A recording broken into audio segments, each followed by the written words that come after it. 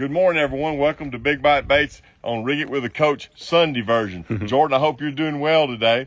And as you might can tell from the background, I've got one of our celebrities here this week. Drew Cook's with me. First of all, I want to congratulate Drew on winning at Santee Cooper. And as you can see, we got the big blue right here with him, and we're just so excited. And we're going to kind of turn the show over to Drew this morning and let him talk about the different things that he did at Santee Cooper and how he rigged his baits and just general questions. If you got a question, get it in. Let's talk. Let's find out. So anyway, Drew, take it over, buddy. I appreciate y'all having me. It was a great week last week.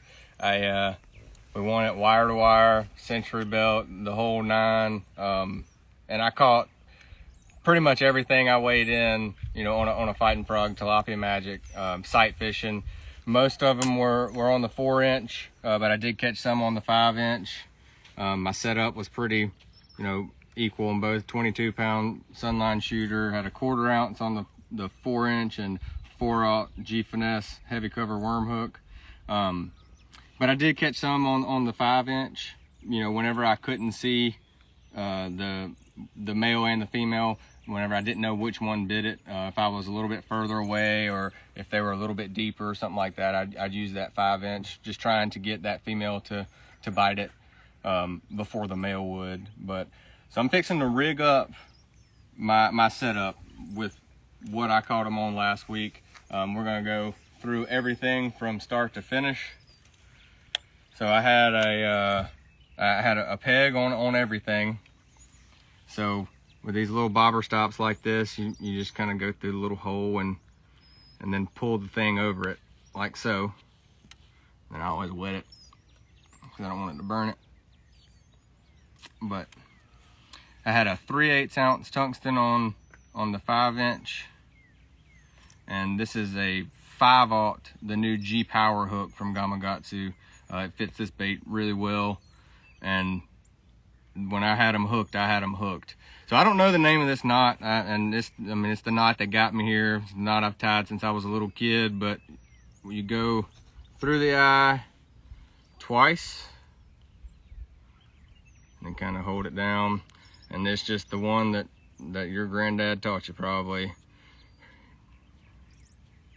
Go around it 7 times, go through the hole, and then back through,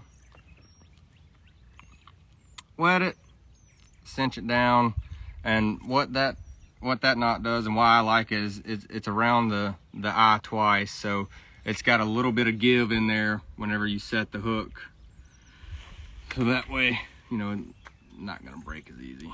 Do you tie that knot on all line types or just fluoro? I tie this on anything I'm setting the hook on. So anything fluorocarbon, braid, all that stuff that I'm setting the hook on, that's what I tie. The only other knot that I'll tie on stuff that I'm setting the hook on is a snell knot, and that's just for punching. I had a lot of questions about why I didn't snell knot using this. The reason why, whenever you snell knot and you peg the weight, my bait would be a little bit like this, and it would actually turn over in the bed. So rigging it like this, it stays perfectly straight. So when Dean designed this bait, he designed it around the EWG hook, and EWG is a great hook, but I prefer to have a straight shank hook just because that's just the way I like to do it. So with the 5-inch and the 5/0, I'm gonna go right in front of the little hook slot right there. I want it still in the plastic. I don't want it to come all the way out. And I'm gonna snug it up tight. And I'm gonna use the little hook slot that was built in here. I'm gonna just barely, you can just see I barely brought the hook point out. And I'm gonna just barely slide it back in. Make sure we're all good up front. And as you can see, it's perfectly weedless. But the thing about this fighting frog is it's got this gap. There's only like a 1/16 of an inch of plastic to go through. So when you set the hook, there's nothing but hook there. The whole hook can get through it.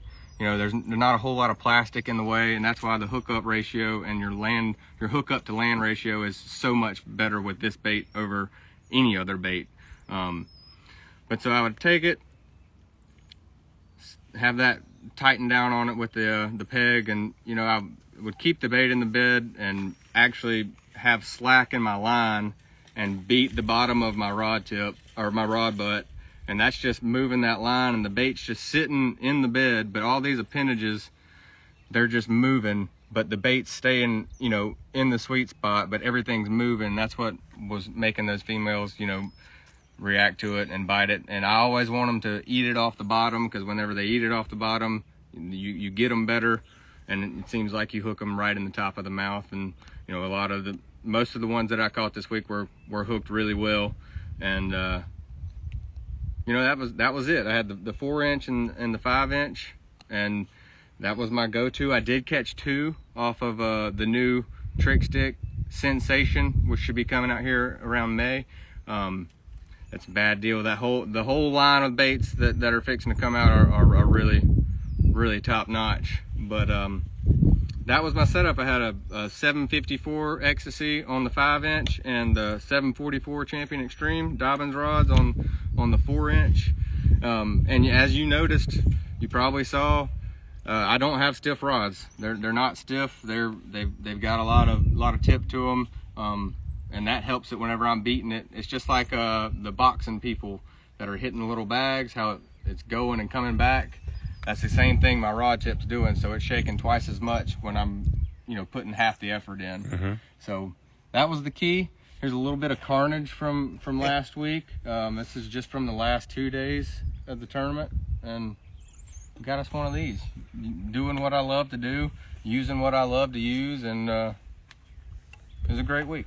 Awesome, man. Well, I have a few questions from the fans here, if you have a minute. Absolutely.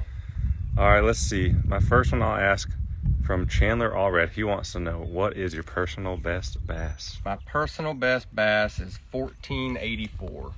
I caught that fish when I was in high school out of a mine hole, and I caught it off the bed. Wow. And I caught it on a 4-inch fighting frog tilapia magic. That's pretty good. Awesome. All right, let's see.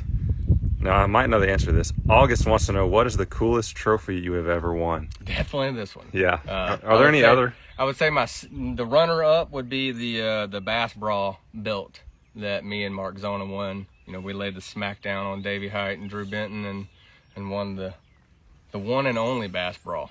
That's awesome. So it was a belt rather than a trophy. It was a belt rather than a trophy. That's cool. Are there any other memorable trophies that stick out in your mind? Yeah.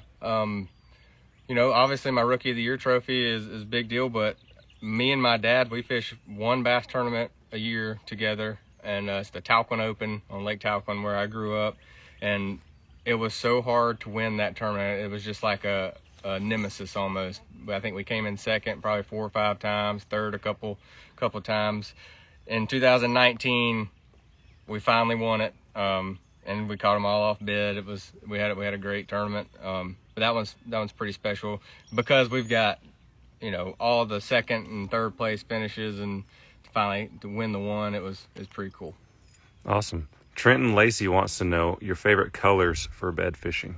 My favorite colors for bed fishing, we were just talking about it. You know, obviously the tilapia magic is my go-to. The reason that I like it is because, you know, I want a natural brimish bait, but I want a little bit of silver in it. I want that silver to shine, and this one's got blue and purple in it too, so it's like the best of both worlds. But that little bit of shine is something that I feel makes a really big difference compared to any other baits, because like when that sun hits it just right, it's just shooting rays of light out there, and you know that catches a bass's eye, and you know makes them think that this bait's doing something more than it is, and they go over there and eat it. And some people like the white. I feel like using white baits, it takes you a little bit longer to catch them, just because there's nothing white in nature that I've never seen in the water. You know, actually white. You know, more like bone white. You know, you see some things like that, but I prefer to use a natural color. Okay, awesome. Let's see. PMAC wants to know, do you change colors on the Fighting Frog as you move up north, or do you still go with tilapia magic? I do, you know, stick with the same a lot, but when we go up north and get in that really clear water, I do like to use the tilapia. which is the same thing except it doesn't have the silver fleck in it. Just because I feel like in that super clear water where, I mean, you can see, 15 feet, that silver just kind of overpowers it a little bit. Because you don't really need anything that bright there because it's so clear. Gotcha. Okay, I have a couple people wanting to know. Zach Z-Roll is wondering what route you would recommend for a younger guy trying to make it to the elites. With what there is now with the high school fishing and the college fishing the way it is, I mean, they're giving scholarships to go bass fish in college. That's unheard of. I would definitely try to go that route for two reasons. If you did go to get a scholarship to one of these colleges, they are obviously invested in their fishing program. So there's going to be a coach, and there's going to be a coach that knows what they're doing, and you're going to meet people in college that are going to make it fishing, or they'll be in the fishing industry. And if you get at one of those colleges that has a really good team and they're behind their team, you're going to fish more tournaments, and having a good coach or whatever, it's going to put you in contact with a lot of people that you're going to need later on down the road with sponsorships and things like that. But I'd also say, just catch fish. Like, don't worry about the sponsors. You'll have to do that sooner or later, but you really need to catch fish. You need to be as good as you can and as diverse as you can, fish as much as possible in as many different places as you can.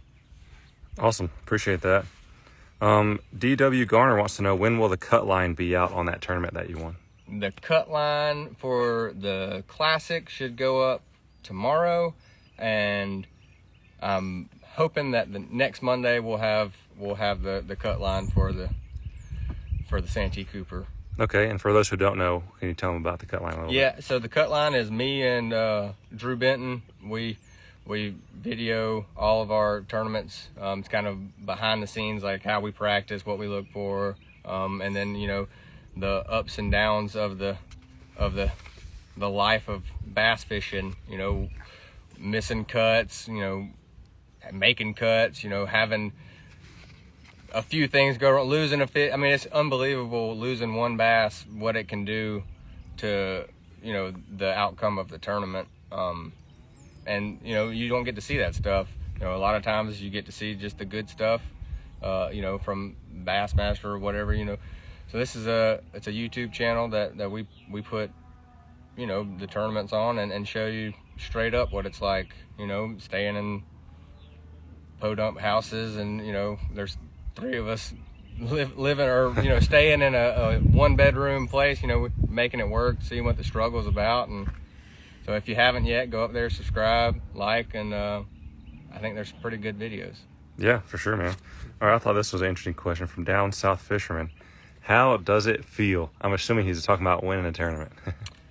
It feels good to finally get it done, and it's hard to do. It's hard to get in those situations. I've been close, quite a few times, but it's always been coming from behind, whether I was in third or fifth or whatever, going into the final day. And I've had those heartbreaks where you lose one, one comes off and you don't win, but that's all you need is just, one of those bass to get it done. And I will say it's a lot more stressful leading one going into the final day. I felt like that was about a 300-pound gorilla, and he had his arms around my neck at about 1 o'clock on the final day. But it just to have it all work out it's awesome. It's a big deal for not just for me, my whole family. There's a lot of stuff that goes into it that nobody sees. What the sacrifices that our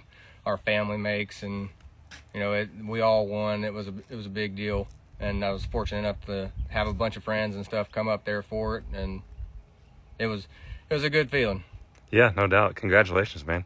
Well, Coach, get back in here. You got any more questions for Drew? I want to hear. No, I don't have anything for him. I just want to wish him luck next week. I think he's headed to the Southern Open at Cherokee. Yep. And I know it's going to be, you got to get refocused and, you know, get things back in tune and get ready to go. But we wish you best of luck next week at that as well. I appreciate it. Yep, we're going to Cherokee for the Open. Then we got Chickamauga, which I think that Chickamauga, That'll be a good one. it's going to be a bad week to be a fighting frog then, too. Yeah, definitely. Well, Drew, we appreciate it, man. Sure Thank do. y'all for having me. Take care.